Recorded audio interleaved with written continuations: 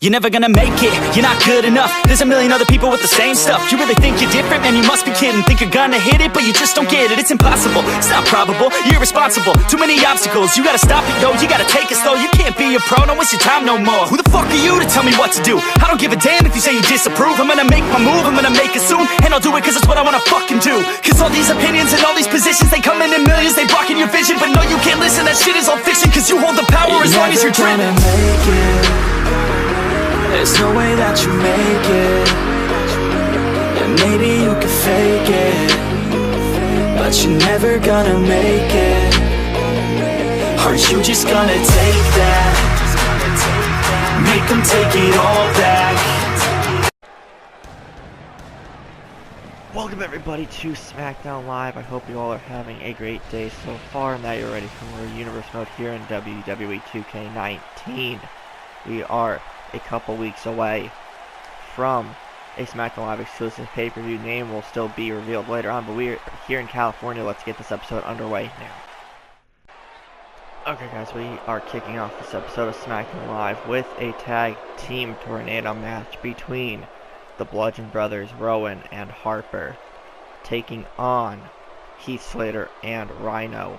Again, tornado tag match. So all four men will be in the ring at the same time. The Bludgeon Brothers, since making their return to Universe mode following their run as tag team champs last year, they've come back. The couple matches that we've seen them in so far, they've just been completely dominant.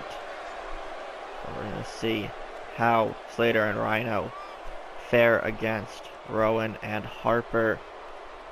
And then just as a heads up for the rest of the show, following this matchup, we are going to hear from the returning Sami Zayn right before Survivor, not before Survivor Series, we're not there yet, that's still weeks away, but right before SummerSlam rather, Sami Zayn returned to SmackDown, assisting Pete Dunne in defeating the Celtic Warrior Sheamus. Sami Zayn will address that whole situation following this tornado tag match. And then in the main event, another returning superstar to SmackDown, the Eater of Worlds, new face of hero, whatever you want to call him, Bray Wyatt, is back. We saw what he did right at the end of the SummerSlam main event to close the show, but both of those will be later on after this matchup. So the Bludgeon Brothers are in the ring, and again they're taking on Slater and Rhino. And both teams looking to continue any sort of momentum that they have. Slater and Rhino don't really think have any sort of momentum right now, so if they could pick up an upset victory over the Bludgeon Brothers, that would definitely help their case. So let's get this first matchup of the evening underway. Tornado tag team match. Bludgeon Brothers versus Slater and Rhino. Harper and Rhino going at it as Eric Rowan just manhandling Heath Slater with a fallaway slam right off the bat. And knee to the face of Harper. Rhino just saving his partner, Heath Slater, there going after Rowan now. Bludgeon Brothers taking both men down. Rhino with the knee to the midsection of Rowan. Shoulder tackle takes Rhino down. Drop toe hold to Harper. Now Slater trying to fight back.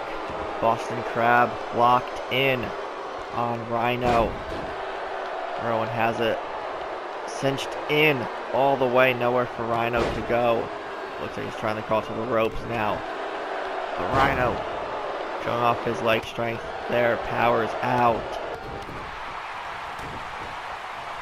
Heath Slater taking it to Harper in the other corner. Now Rowan sent over the top rope. Slater and Rhino both double teaming Harper now. I want a super kick to Rhino. Eric Rowan gets back into the ring, so does Heath Slater. Again, Rowan with another incoming power slam that time. Thought he was going for a fallaway slam like he did earlier. But the Bludgeon Brothers just completely dominating Heath Slater and Rhino. Double axe handle to the back of the neck of Slater. This crowd trying to cheer on Keith Slater and Rhino, as Rhino now gets to his feet, takes Harper down. Now kick to the midsection. Harper in some trouble. Rhino just drops Harper face first on the top turnbuckle. Rowan gets taken down there by Slater. Stomp to the face. Big right hands from Rhino now. I think Rhino might have accidentally hit Slater in the process. Backdrop suplex takes Heath down quickly. Rhino in trouble. Well, and dropped right onto the top rope. Harper picks up Rhino with the strength and drops him right down. Sidewalk slam to Slater. Bludgeon Brothers continuing their domination in this tornado tag match. Big right hand takes Rhino down again. Rowan going right after the shoulder of Slater and a discus clothesline. Nearly taking Rhino's head off. Harper into the cover. 1, 2, 3, and the Bludgeon Brothers just decimate Keith Slater and Rhino. And right during that, right while that pin was happening, Rowan just launches Slater halfway across the ring, but the Bludgeon Brothers are victorious once again. And Slater gets taken down out of the ring. Harper continues to attack Rhino. We're going to get ready to hear from Sami Zayn once this gets all cleared up. I'm just going to get to the point as to why I'm out here and why I did what I did 2 weeks ago. I know Sheamus is the one who attacked me and cost me months of my career and lots of rehabbing. Wait a second, just as Sami Zayn was explaining his actions, Sheamus gets into the ring and just clocks Sami with a right hand. Alright, Sami Zayn is back, everyone, and he knows who his attacker is, and Sheamus was not even letting Sami Zayn explain or say anything further, just knocks him out. We're going to get into tonight's main event. It'll be Shinsuke Nakamura taking on someone he knows very, very well and had a feud with for a fair chunk of last year. He'll be taking on the returning Bray Wyatt. This crowd very excited for this match of these guys. Again, I just said it before, have some history. They were feuding over the Intercontinental Championship for a while last year, but the Eater of Worlds is back. He made his return right at the end of SummerSlam last week. If you guys have not seen part 4 of the pay-per-view, go check it out. The ending was absolutely insane. Definitely up there for shock of the year. I believe that might be an end of the year category, most likely.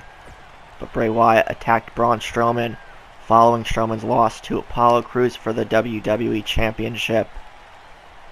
And somewhere along the line, Bray Wyatt was even able to cut off the broadcast and just, I don't even know, just caused some weird stuff to happen right there at the end of SummerSlam. But he is taking it to Nakamura early on in this matchup. Nakamura goes for a move there, but Bray Wyatt hits him with a clothesline. Takes control. Second rope senton by the former Intercontinental and former WWE Champion Bray Wyatt. And just Nakamura targeting the left arm kick to the midsection by Wyatt. And we haven't seen Bray since his loss to Strowman at WrestleMania, where Braun betrayed the Wyatt family and became the new WWE Champion. So things are starting to come full circle here. Bray clearly not forgetting what Braun did to him last year, and he came back with a vengeance. Nakamura now taking it to Bray Wyatt. And actually, I'm just receiving word now that at Smackdown's next exclusive pay-per-view, which the name is still not revealed quite yet, but I do think it's going to be an interesting show for sure. It will be confirmed that Bray Wyatt will be taking on Braun Strowman at that pay-per-view. Braun does have a rematch for the WWE Championship, but I believe Braun will probably use it come the Royal Rumble, because that'll be the next big event in probably several weeks or a month from now. But so that will be the first official matchup of that to be revealed pay-per-view event for SmackDown Live. But again, like we said on Raw yesterday, Hell in a Cell is next week, and that's a Raw exclusive pay-per-view. We already kind of ran down most of the match card for that. But now, back into this matchup. Another clothesline by Bray Wyatt, taking control of Nakamura once again. Goes to the second rope. Nakamura slow to his feet. Bray with a double axe handle right to the back of the neck. Bray continuing to send a message to Braun Strowman and probably everybody else in the SmackDown locker room as he continues to dominate Shinsuke Nakamura in this matchup. Right hand to the back, picks him up, hits him with a Uranagi.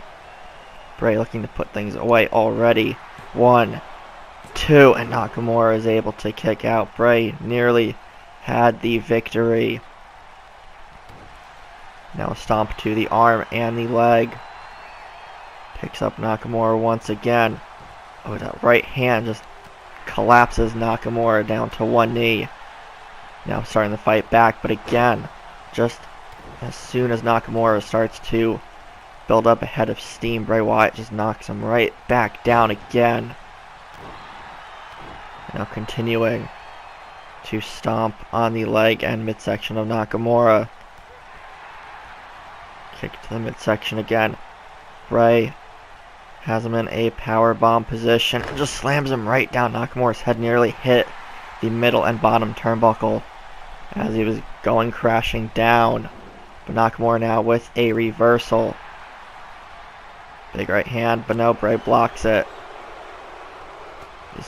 These two men again keep mentioning that already in this matchup a few times, but these men know each other very, very well.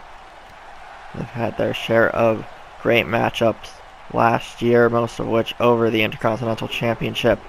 Bray tosses Shinsuke back in, turns him over, going for the senton, just crushing all of his weight down on the midsection of Nakamura. Gets him to his feet and hits the Sister Abigail. As we see the replay again, he just hit that move out of nowhere. But Bray not done yet, looking to put Nakamura away for good. And there's that creepy crawl we saw, just very infamously known for.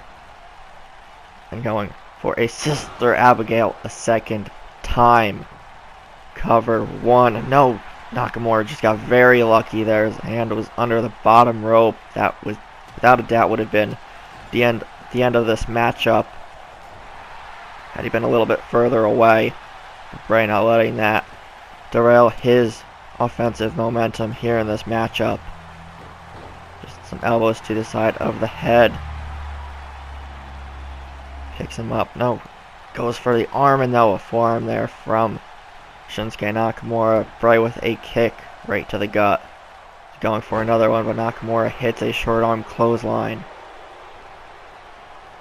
Nakamura trying to maintain control now, and Bray again squashes that momentum. Nakamura with an elbow to the face.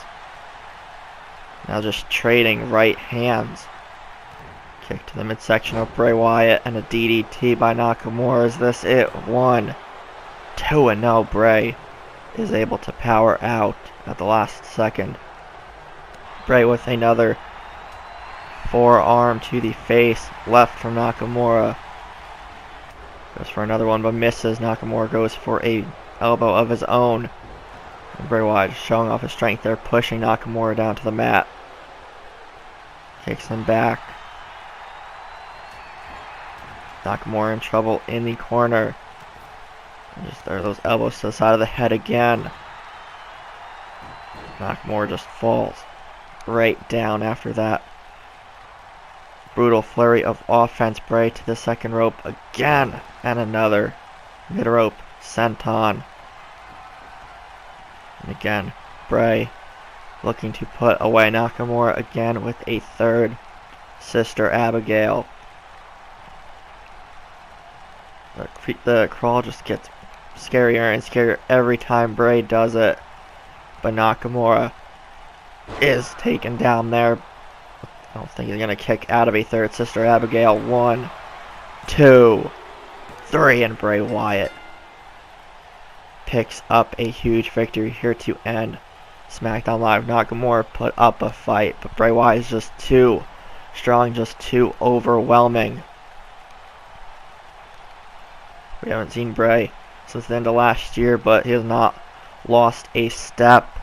Definitely been training and being even more aggressive than he usually is. But that will basically wrap things up here from SmackDown Live. If you guys enjoyed, be sure to leave a like, comment, share, subscribe, and all that fun stuff. And we'll see everybody tomorrow on NXT.